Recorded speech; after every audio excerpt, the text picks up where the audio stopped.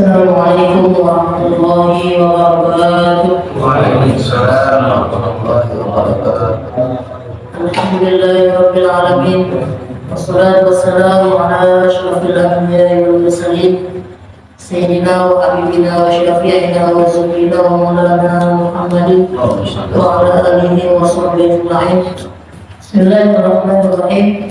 Qala Al-Mu'allif rahimahullahu ta'ala wa nafa'ana bihi wa bi'ulumihi min al-ilmi wal hidayah. Amin ya rabbal alamin. Faslun wa min syurutis sholati at-taharatu min al-aslam. Bismillahirrahmanirrahim. Faslun ay hadha faslun wa min syurutis sholati at-taharatu min al-hadatsil akbari wa huwa al-ghusl walladhi yujibuhu khamsatu asya. Khurujul mani wal jima'u wal haidu wal nifasu wal wiladatu wa khurujul ghusli isnani niyatu raf'il hadasil akbari wa nahwiha wa ta'limu jami'il badani basyaran wa sya'ran wa intasufa.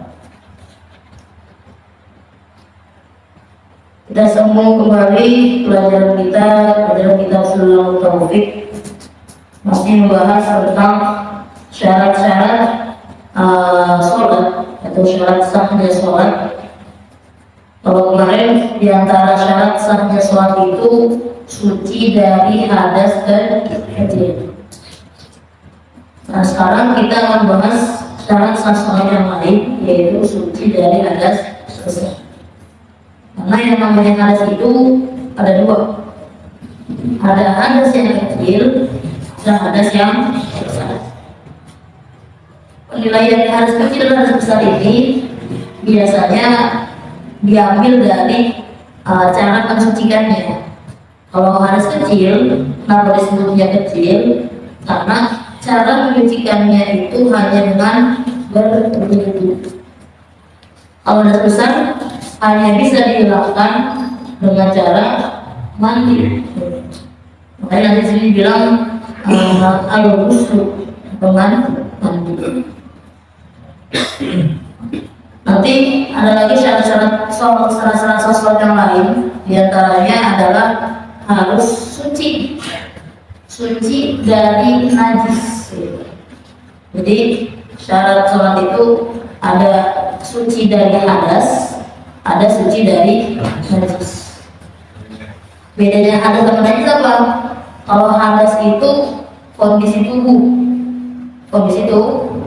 dia pun nggak kelihatan, Jadi kita nggak tahu itu mana yang punya wudu, mana yang nggak punya wudu. Tapi yang pasti nggak ada yang punya susah kan? Ada yang punya hadas besar. Karena nggak boleh kalau orang punya hadas besar masuk masjid. Orang yang punya hadas besar nggak boleh masuk, nggak boleh berdiam diri di masjid. Kalau hadas kecil masih boleh. Nanti ada keterangan-keterangannya di permasalahan. Kalau orang wudhunya haram apa aja ada. Kalau orang dalam kondisi junub atau berhadas besar, apa aja larangannya ada. Jadi kalau hadas kita umumnya nggak tahu apakah orang yang lagi hadas atau tidak, kita nggak tahu. Atau karena kondisi tubuh aja nggak kelihatan. Beda halnya kalau najis. Kalau najis itu barang atau benda kelihatan nggak? Ya tergantung. Kalau ya nanti najis itu ada yang disebut ainiyah, ada yang disebut hukmiyah. Kalau ainiyah, ya namanya juga ainiyah, ainun, artinya mata. Bisa dilihat. Kalau tidak ada barangnya, bendanya nggak jauh ke depan mata. Jadi disebutnya ainiyah, ainun, mata. Kalau hukmiyah itu secara hukumnya saja masih najis. Tapi secara barangnya sudah tidak ada. Mana contohnya, umpamanya anak kecil ngompol, anak kita ngompol di rumah, itu kain kencingnya belum dilap, belum dipel, itu namanya ainiyah, masih kelihatan atasnya. Udah dipel, udah dilap, itu secara ainiyahnya udah hilang. Secara hukumnya atau hukumnya masih najis ya? Masih. Ingat, kita udah pernah bahas berkali-kali, beberapa kali kita berbahas bahwasanya najis itu hanya bisa dibersihkan dengan cara disiram. Kalau air kencing dipel doang terus udah, itu bukannya membersihkan najis, namanya menghilangkan ainiyahnya doang gitu. Benda juga nggak ada, aromanya nggak ada, dipel pakai parfum wangi gitu. Tapi secara hukumnya masih ada karena belum diisi gitu. Jadi itu nanti perbedaan antara hadas dengan najis. Jadi gampangnya kalau hadas mah kondisi tubuh nggak kelihatan, kalau najis barang atau benda nggak kelihatan. Wa min syurutis sholati at-taharatu minal hadasil akbar, dan diantara syarat-syarat sholat. Jadi minnya di sini kalau kita belajar nahwu namanya min tabaik, artinya sebagian syarat sholat adalah bersuci dari hadas besar. Jadi dibagi sebagian doang karena di sini disebut beberapa, disebut satu beberapa.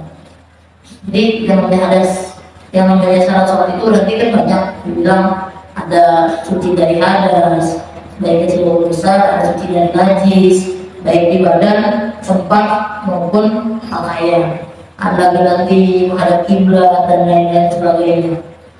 Jadi dibilang pakai minnya namanya tabaik. Kalau kita belajar nahwu begitu namanya.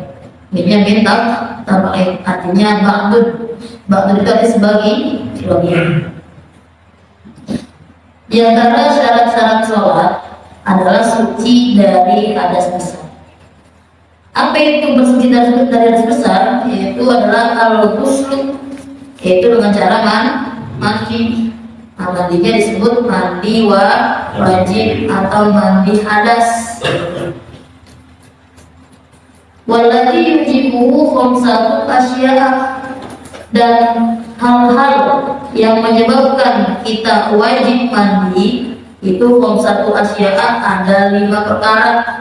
Diperhatikan, ada 5 perkara yang dapat mewajibkan kita untuk mandi.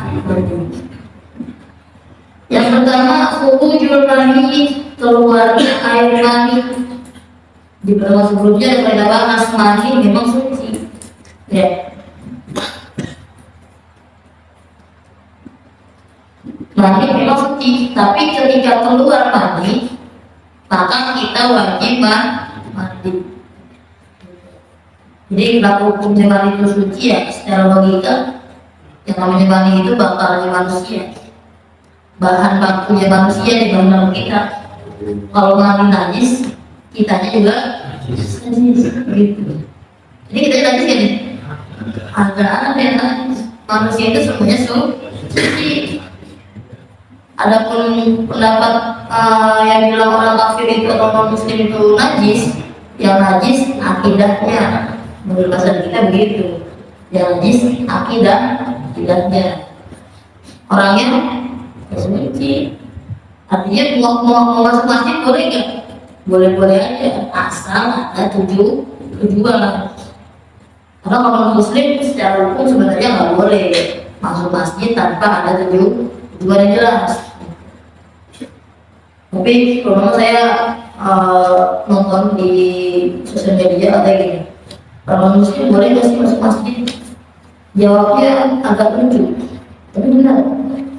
Jangan masuk masjid, masuk Islam aja boleh.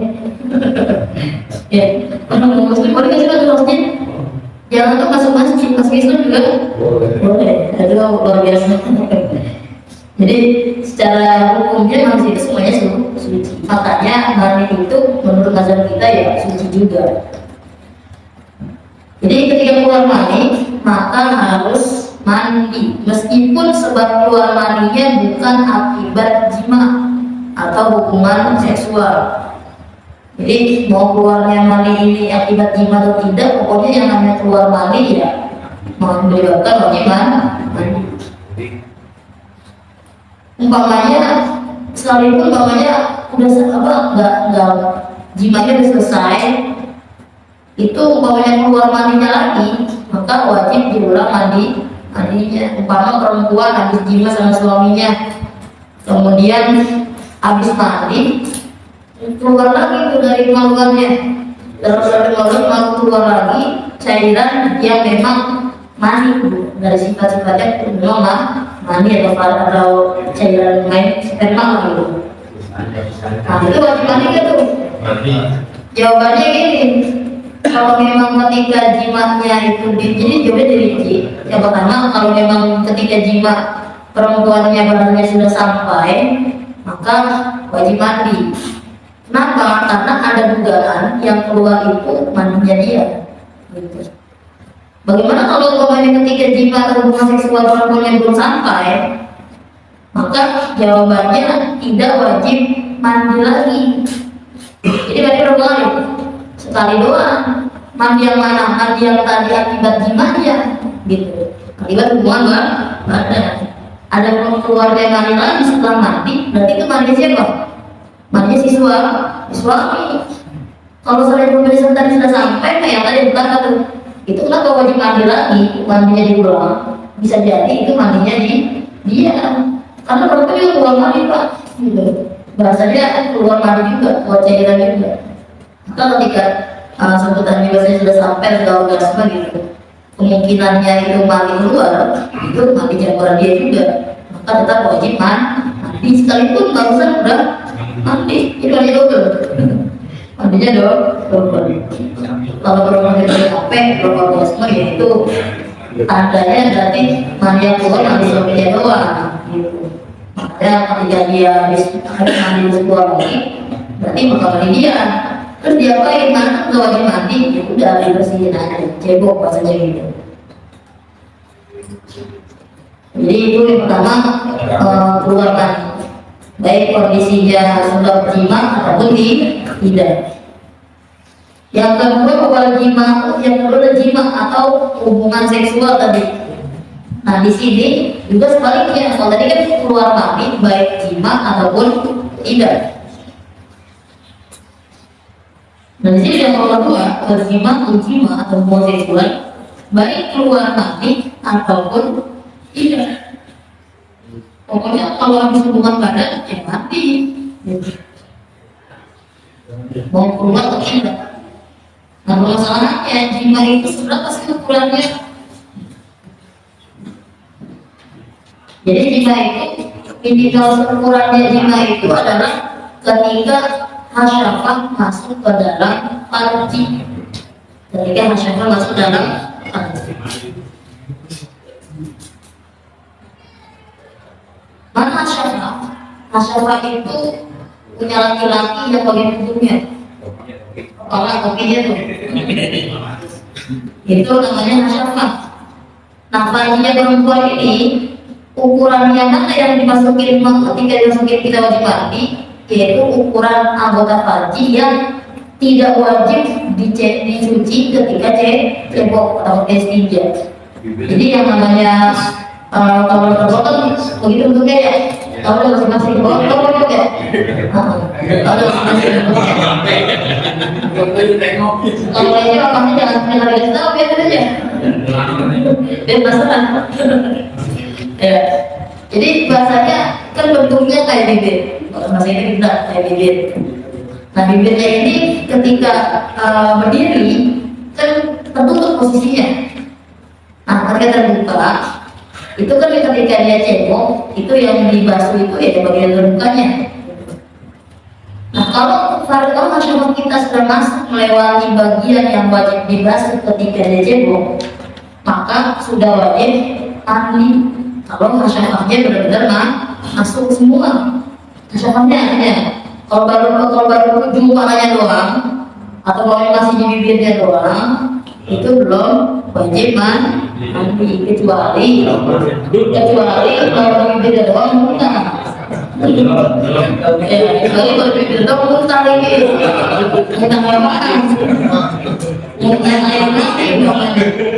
Ya itu mah wajib mandi juga, wajib mandinya karena keluar Kalau itu udah kemana? Kalau kita juga jangan kopi. Mari kita lari. Ada tuh kopi.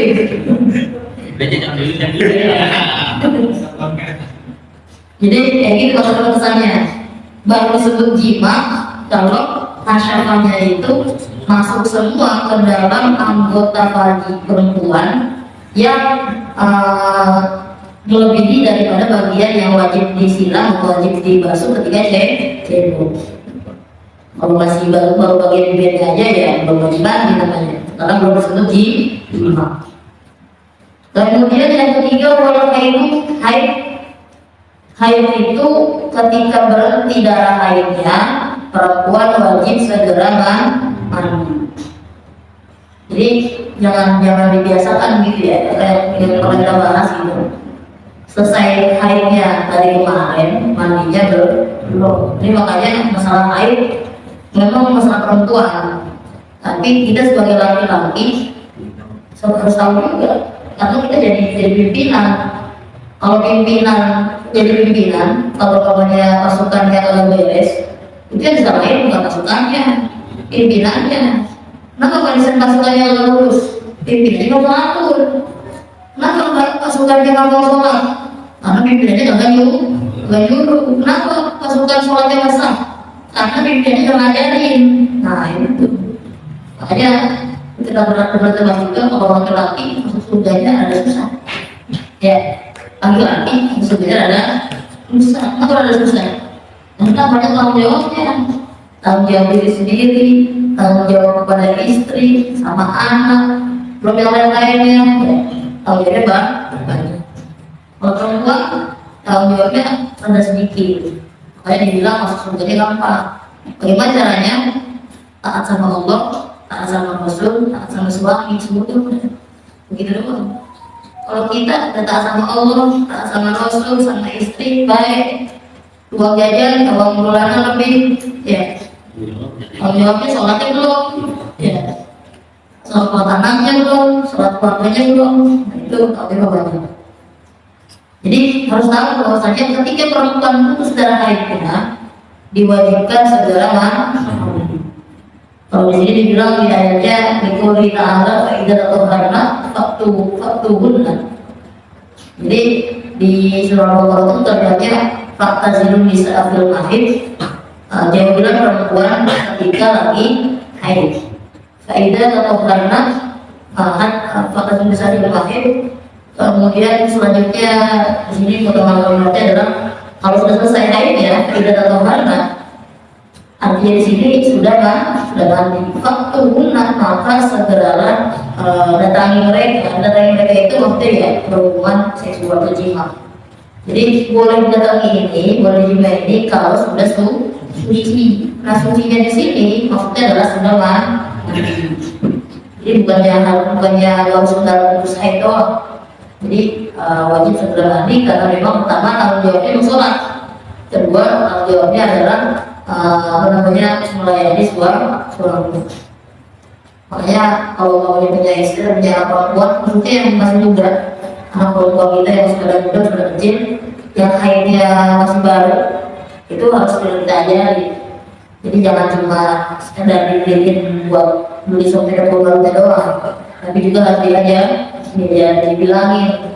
Kalau umpamanya kira-kira udah 6 hari atau 7 hari atau banyak sesuai dengan adat kebiasaannya dia haid berapa hari, udah jangan pakai nungguin diri sholat. Pokoknya asal harinya, pokoknya bulan kemarin dia haid 7 hari, maka bulan ini ketika udah harinya 7 jangan pakai nungguin diri sholat. Pokoknya asal udah kelihatan darahnya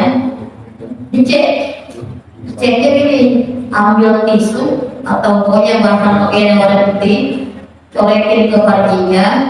Kalau masih ada darahnya atau warna darahnya, ya itu masih haid. Kalau udah nggak ada, jangan kita.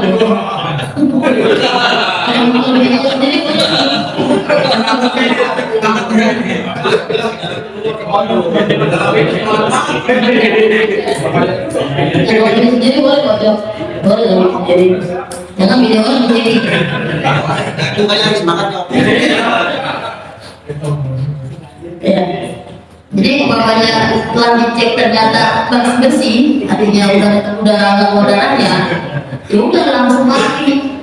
Jangan nungguin pakai ngomong harusnya keluar lagi kali gitu. Tapi tungguin, pokoknya langsung mandi, kerjakan sholat. Bapaknya seguru sholat subuh ya subuh. Bapaknya berhentinya datang dicek itu pas sholat waktu isya, udah nggak ada lagi, itu bisa. Maka kalau kemarin di pasal-pasal sebelumnya bilang sholat isya dan juga sholat maghrib. Kalau berhentinya di sholat dua waktu asar, berarti sholat asar dan sholat zuhur gitu. Jadi dua, karena zuhur dan asar, maghrib dan isya bisa digabung sholatnya, bisa dijamak. Maka ketika bisa dijamak, berarti sholatnya pun sama dua kali berjaya. Meskipun kita lagi jamak gitu. Jadi namanya tidak akan menjawab ikhtiar sebenarnya atau jaga. Apa tahu ternyata sebenarnya ini berhentinya haid ini bukan puasa sebenarnya. Dari tadi pun udah berhenti, cuma baru dicek. Jadi nggak perlu pakai ngomong. Kan nggak perlu lagi kali kan langsung dicek. Ketika dicek nggak ada darahnya, mandi selesai kerjakan sholat. Bapaknya suaminya minta yang kasih. Kita apa kita duit.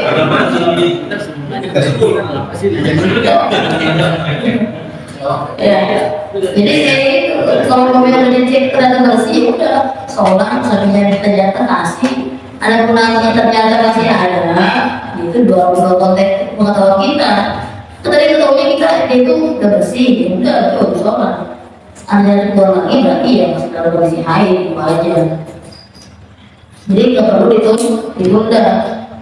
Bahkan yang kasus yang saya ceritakan itu di siswi perempuan udah 1 hari lebih darah haid berarti dari kemarin. Hari ini dia belum mandi. Kalau saya sholat nggak nih? Enggak. Emang nggak kan belum mandi lah. Lalu saya belum mandi, nggak entinya kapan nih belum mandi juga. Padahal perginya dari mana ya? Jadi nggak sholat jangan pakai beralasan belum mandi. Harusnya dari kemarin sudah. Nifas dan juga nifas yang keempat syarat hal yang mewajibkan mandi adalah nifas. Nifas itu secara gampangnya pasti gitu. Kenapa dibilang nifas itu juga wajib mandi? Karena nifas itu sebenarnya darah haid yang memang tertahan karena adanya janin atau si anaknya ini. Makanya biasanya nifas itu lebih lama daripada haid. Nanti ya bayangin aja 9 bulan darah haidnya tertahan untuk jalurnya. Makanya lebih lama, biasanya 40 hari, paling lamanya sampai 2 bulan atau 40 hari. Kalau haid itu masih minggu, bahkan setelah paling singkatnya haid itu cuma 1 hari 1 malam. Paling lamanya aja 15 hari, itu pun jarang. Ya normalnya perempuan ya biasanya ya 6 atau 2 hari. Paling panjang ya paling 10 hari, 11 hari gitu. Jarang yang sampai 15. Ya segitu kan atau 2 hari lah. Udah hari itu ya konflik menjadi dulu dah.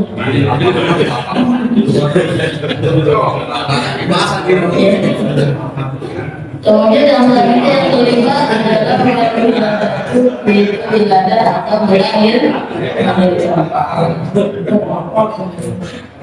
Jadi hal yang mewajibkan mandi yang terakhir di sini yang kelima adalah wilada, melahirkannya ini baik itu melahirkannya kering tanpa adanya darah ataupun cairan yang lainnya ataupun ada cairannya, darahnya. Meskipun nanti menurut pendapat ulama yang lain kalau lahirnya kering itu nggak wajib mandi, tapi beberapa ibadah kita yang kuat mau itu kering mau itu basah pokoknya yang namanya melahirkan wajib mandi. Ya di sini 5. Kalau di Safiyatun aja tambahnya 1 lagi. Apa kira-kira tambahnya? Yaitu al-mautu, mati. Orang kalau mati wajib dimandiin. Kalau wajib mandi tapi wajib dimandiin.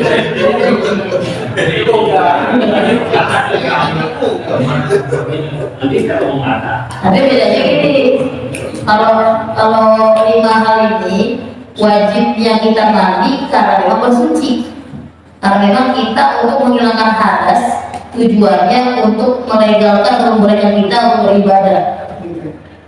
Kalau mayit dimandiin bukan untuk bersuci dalam arti menghilangkan hadasnya, tapi dengan tujuan nazafah membersihkan badannya dari kotoran itu doang.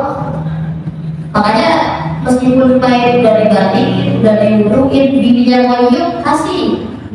Ya, kalau batal, memang mereka kalau itu mau mayit, kan itu masalah mayit. Ya batal kayak itu, bapaknya bibinya nyium masih nyuduh, udunya perempuannya, batal, ismailnya. Udah lagi. Maksudnya dibunuhin lagi, dibanding lagi dengan keluar kota. Ini yang bakal. Namanya udah juga.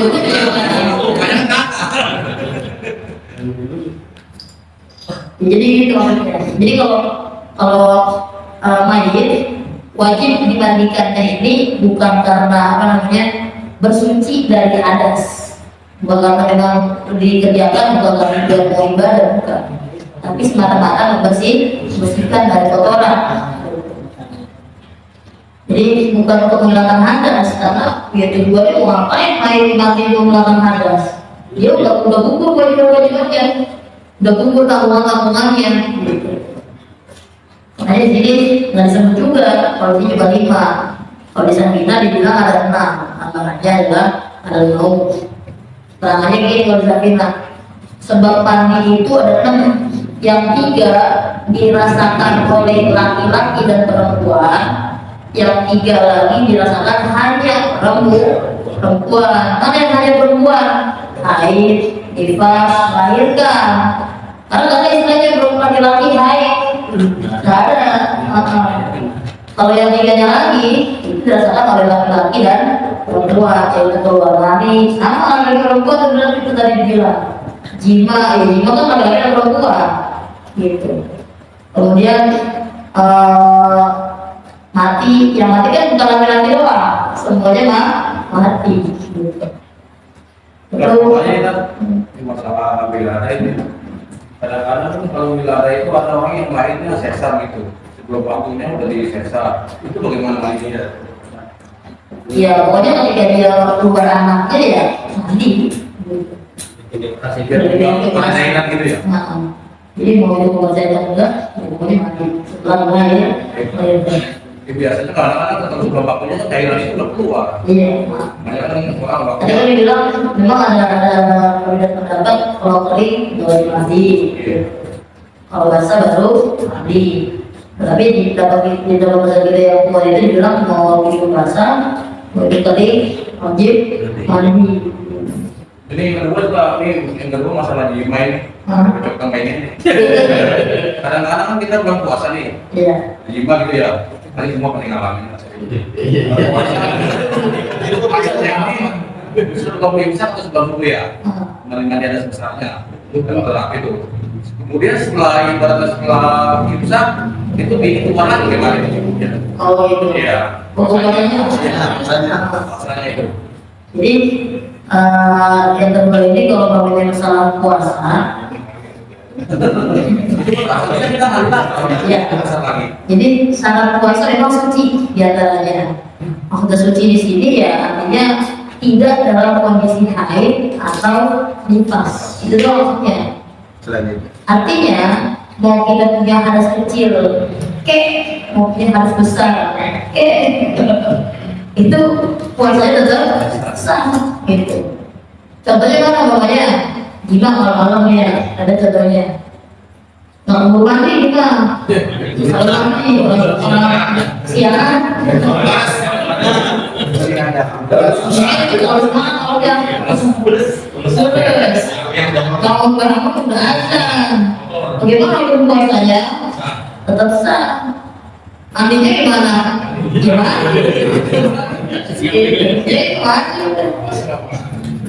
Nanti sholatnya ya kotor kalau siangannya udah habis waktu subuhnya.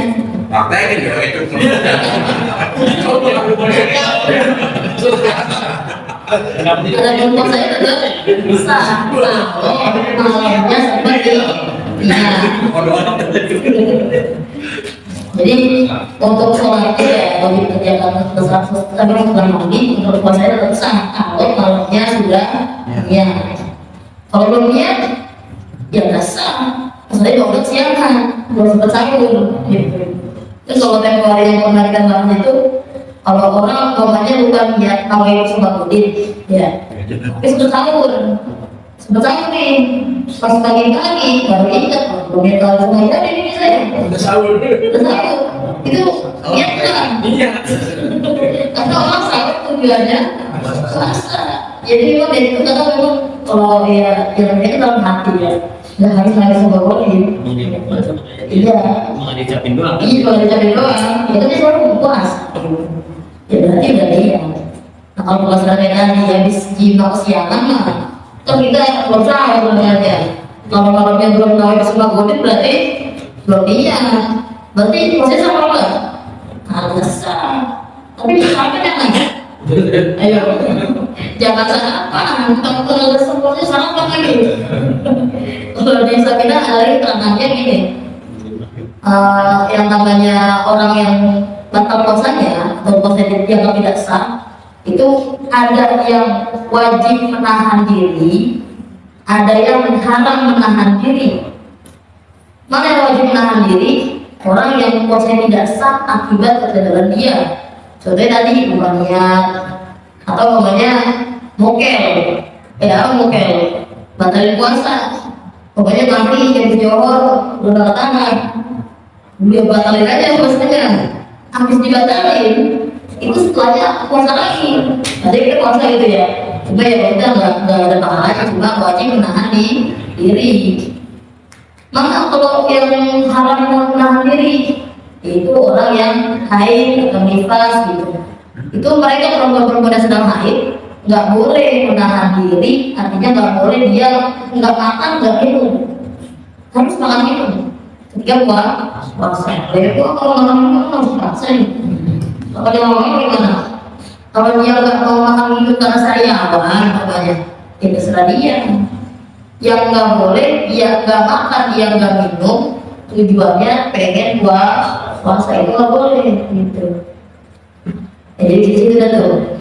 Jadi kalau orang jima sebelum mandi sampai dia subuh mau puasa gitu ya masalah puasanya tetap sah. Jadi kalau dia keluar lagi itu tidak masalah gitu. Di keluarnya mandi itu memang nanti bisa membatalkan puasa kalau memang keluar mandinya ini bukan akibat yang alami. Mana yang alami? Contohnya kayak tadi yang jima keluar lagi itu namanya alami. Atau bawahnya ikhtilam atau mimpi siang-siang tidur atau mimpi katanya basah atau habis puasa puasanya puasa jima juga lagi siang-siang tidur ngompor yaitu tetap sah puasanya. Yang batal itu kalau keluar maninya akibat bapaknya istimna itu bahasanya masturbasi.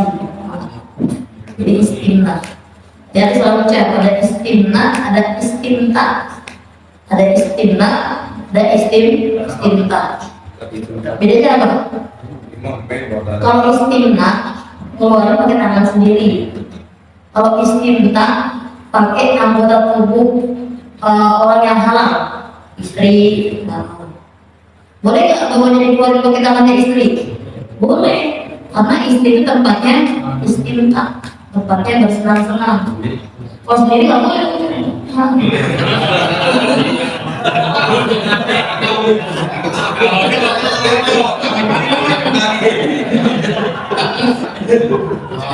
Dapat lagi aja yang jauh.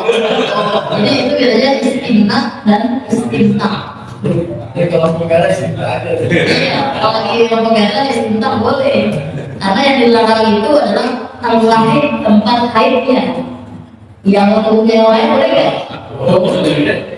Latihan lagi ya. Atau makanya jangan pakai dibuka, biar belum dibuka juga udah. Jangan dibuka.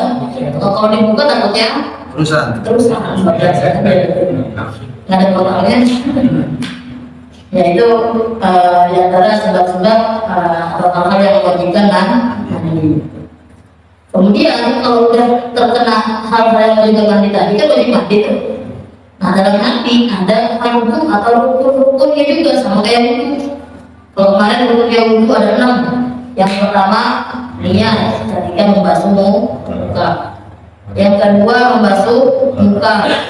Yang ketiga membasuh kedua tangan sampai siku. Yang keempat mengusap sebagian kepala. Yang kelima membasuh kaki sampai siku sampai mata kaki.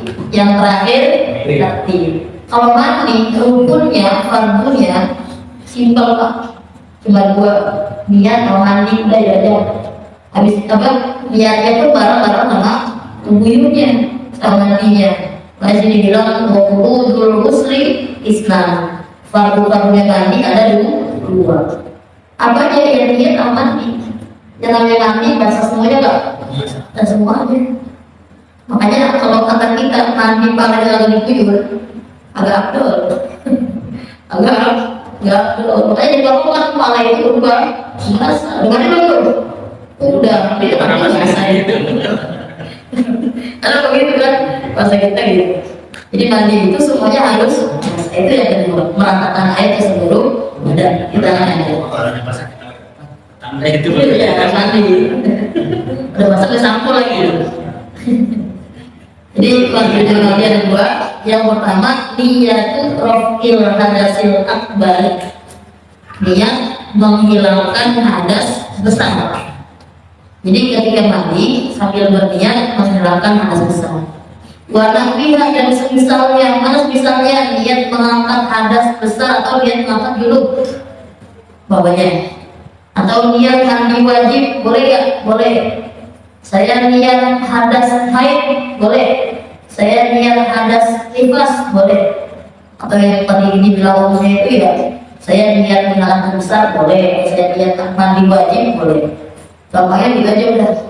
Masa mungkin nawaitu sekali lagi ada sunnah Alhamdulillah ta'ala nggak usah panjangan. Ya kalau disebutnya boleh dalam hati tentunya. Karena niat itu mahal lu al-qalbu. Niat itu tempatnya di hati. Yang kita ucapin nawaitu usolli itu namanya talafuz atau mengucapkan katanya. Hukumnya apa? Sunnah. Tujuannya menguatkan hati, karena hati sifatnya gampang berubah, makanya dikuatkan dengan mulut. Kita mengatakan sebagai orang usolli fardhu zuhri atau kaki pesan berarti billahi ta'ala Allah, baru dia ketika Allah ketika takbiratul ihram. Nah kalau mandi niatnya apa? Niatnya itu di awal guyuran. Di awal guyuran. Kita berapa kasus yang bahwasanya niat itu adanya di awal ibadah. Sholat awal ibadahnya apa? Takbiratul ihram. Berarti niatnya ketika takbiratul ihram berbarengan. Wudhu yang pertama yang wajib apa? Membasuh muka. Maka niatnya wudhu berbarengan dengan membasuh muka. Kalau mandi yang awal yang wajib mana? Pala atau kaki? Pala kaki sama beda. Kalau mandi, jadi gini. Kalau itu memang anggotanya sendiri-sendiri. Kalau mandi yang wajib dibalik, yang wajib diguyur mana? Semuanya. Jadi mau ke atas dulu ya monggo, bawah dulu monggo, kiri dulu ya monggo, kanan dulu monggo. Silakan aja. Meskipun nanti untuk anggota yang ada kanan kirinya, anggota tetap mendahulukan yang kanan. Gitu. Bisa perbedaan itu. Jadi, benar ya. Ini yang bisa tuh. Pokoknya kalau di rumah kalau renang gitu. Maksudnya, modelnya harus dari yang sendiri. Kayak bagus lah. Selalu banget selesai. Jadi gitu. Jadi untuk mandi itu karena seluruh tubuh yang dibasuh, jadi diguyur, maka nggak ada istilah mana yang harus duluan. Pokoknya yang pertama disiram itu ya namanya yang wajib pertama dulu. Berarti di situ dia iya. Makanya kita mau guyur kepala duluan, ya udah ketika guyur kepala, iya. Pokoknya katanya baru itu jangan kepala katanya. Kata dia bilang itu ya, kaki dulu katanya. Ya boleh aja siram dulu kakinya sambil direnyam. Jadi biar air udah deh ya katanya ya, oh air dingin. Dia lagi panas lalu suhu tubuhnya lagi dinginan. Ya udah, jangan langsung tangan kaki dulu boleh. Atau tangan dulu baru cuci tangan boleh. Yang penting awal pertama diguyur kita kalau mandi wajib atau mau mandi baik itu sama. kalau Iya, mandi baik sama gitu. sama. Iya. Dulunya dulu terus sekarang. Iya. Jadi kalau untuk aturannya memang ya tetap mendahulukan yang kanan daripada yang kiri. Cuma kalau kita kan kebiasaannya namanya yang diterbitan kayak yang kanan, jadi aja kiri dari atas ke kiri. Ya itu mudah-mudahnya. Cuma kita kabarnya kanan baru itu ujung pun sama sebenarnya ya kiri dulu ya boleh saja. Cuma kalau lupa ada kalau kita jadi kanan dulu, kalau kita begini dulu kita ada yang baru ya. Kajian masih apa kita lagi begini dulu. Asal yang kaki dulu. Asal lagi dulu. Ya. Jadi itu dia apa yang pertama niat mengangkat hadas besar atau niat mandi wajib. Kemudian kalau namanya lupa, pokoknya udah terlalu mandi, terlalu sampoan, gosok gigi, sampai tinggal dasar lagi, tinggal dasar doang baru ingat belum nih. Iya, bagaimana hukumnya mandinya? Yang tadi kata itu diulang lagi, guyur airnya, sampoannya udah jangan diulang, banyak kan boros. Karena mandi wajib itu ya yang penting pakai air, nggak ada pakai tabur sampo itu. Sampo mah itu mah tambahan kita aja, biar gak bau gitu rasanya. Jadi ketika bawahnya tinggal bilasan atau bilasan udah tinggal cuci doang, itu baunya buka udah ikat, ya udah diulangi guyurannya sampai merata ke seluruh tubuh. Itu yang kedua. Watakimu jami'il badani basyarah wa syahar. Taklimu meratakan jami'il badani seluruh badan, seluruh tubuh bil ma'i dengan air. Jadi ketika mandi wajib meratakan ke seluruh tubuh.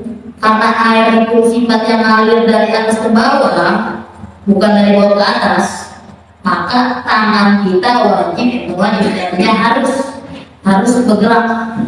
Bergerak maksudnya menjalankan air yang air ke seluruh sela-sela tubuhnya. Apalagi yang berlipat-lipat supaya bawahnya ketiaknya atau selangkangannya, bagian lehernya. Jadi jangan asal guyur doang, atau udah ternyata kayak itu kering. Yang makanya begini lagi, nggak dibuka. Sama juga kayak wudhu pun ya asal diguyur aja jadi. Cuma harus diratain ke tangan supaya makin menyeluruh makin rata. Terutama kalau wudhu yang paling sering kena kasih itu kaki. Karena kalau kakinya tangannya dibuka ke bawah ya, jadi kakinya kayak guyur aja tuh. Ada yang diguyur, sedangkan kaki ada bagian depan, ada bagian belakangnya, kalau begitu dia kena air. Makanya harus di tangan, basuh. Ini air kering, itu kalau mandi wajib itu nggak bisa diganti air minum. Dipakai bisa sampai karena yang di belakangnya ada air. Bisa saat itu air iya mau ada air ada sakit gimana ada sakit ada sakit apa pengen dulu gimana ceritanya Kalau berlian jadi nanti tayamum itu tayamum itu tujuannya tayamum ingat ya, jadi yang digarisbawahi tujuannya tayamum itu bukan menghilangkan hadas baik kecil maupun besar. Lalu tujuan tayamum apa? Tujuan tayamum itu istibahati sholat, untuk diperbolehkan sholat. Artinya mau itu hadas kecil kayak kita nggak punya air, ataupun hadas besar kayak kita nggak punya air, boleh nggak tayamum? Boleh nggak tayamum? Boleh. Ya orang sholat bagaimana? Sholat itu wajib, ya kan? Sholat itu wajib. Sholat itu mau nggak mau di dalam ceritanya keluar kerjain. Lah kita nggak punya air ya. Lagi ada besar ya. Ya boleh yang besar. Ada besar lagi sholat nggak? Wajib. Harus ada wajib sholat. Kita jodoh nih, subuh-subuh. Kalau subuh jangan. Itu subuh lah. Nggak subuh. Mau yang nggak ada air, umpamanya mau air yang banyak, itu nggak boleh sholat. Kalau ada air bisa mandi. Kalau nggak ada air, diganti dengan tayamum. Makanya ada baginya itu tadi, tayamum itu bukan untuk menghilangkan hadas. Kalau yang bukan untuk tayamumnya, karena tayamum itu tujuan utamanya istibahati sholat, untuk memperbolehkan kita sholat.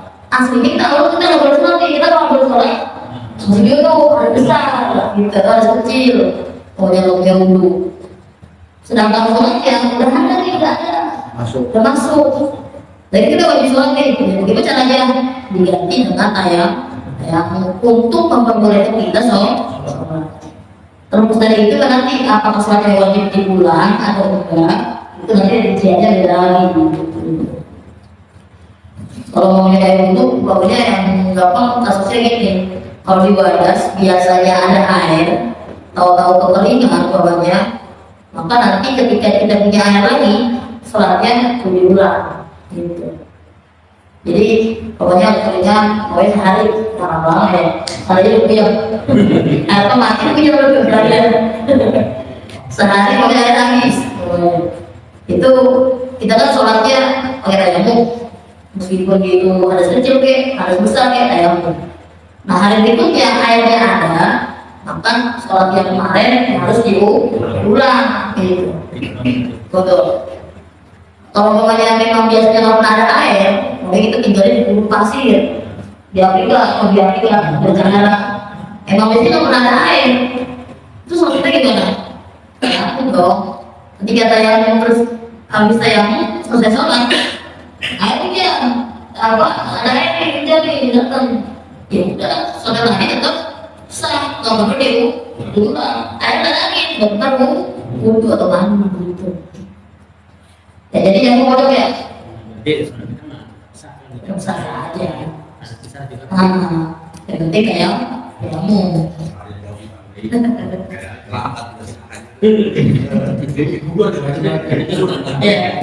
Jadi yang kedua rukunnya mandi adalah takbir jami'il badani, meratakan air ke seluruh badan. Makanya dipakai tangannya, tangannya dipakai buat meratakan air. Digosok-gosok bagian-bagian yang susah terkena air. Contohnya ketiak, selangkangan, atau bagian bawah pantat, gitu. Nanti mandinya kalau banyak lagi mandi jangan berdiri aja. Karena bagian belakang pantatnya atau bagian selangkangannya nanti nggak masilang. Apalagi kalau perempuan, tadi dibilang kalau ada tempatnya itu kayak bibir, jadi harus sambil jongkok biar bisa disiram bagian-bagian yang wajib disiram. Wasya'ron baik itu basya kulit, wasya'ron maupun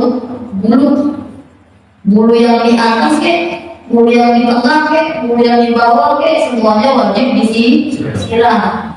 Yang di sini wajib, yang di sini wajib. Jadi gini, kalau yang di sini dari dalam, gitu. Iya. Kalau ngomongin mandi atau yang dulu kemarin itu, yang wajib dibasuh itu bagian yang terlihat, Kalau dia nggak terlihat ya rusak. Kemudian wakin kasuka sekalipun itu tebel. Jadi kalau kemarin ngomongin buku, rambut yang ada di sini nih, jenggot itu kalau tipis wajib digosok, ya kan? Wajib digunakan air sampai kulitnya. Kalau tebel nggak wajib, tapi sunnah nih diginiin nih, di selat-selat ini, di selat-selat ini gitu ya. Kalau mau mandi, mau tipis, mau tebel harus disampaikan ke dalam kulitnya, digosok-gosok tuh harus. Bagaimana orang punya gimbal? Orang punya gimbal kan kalau gimbal itu katanya airnya nggak masuk ke dalam rambutnya semua ya. Itu kalau gimbalnya alami, kayak mungkin kayak di dia itu ya. Tadi ada mitos anak kecil tuh itu nanti ada gimbal sendiri, bisa dipotong kalau nanti disediain apa yang dia pengen. Hanya dari simpel itu kan mau dia. Kalau gimbal alami itu nggak masalah, dia tetap dimaaf namanya.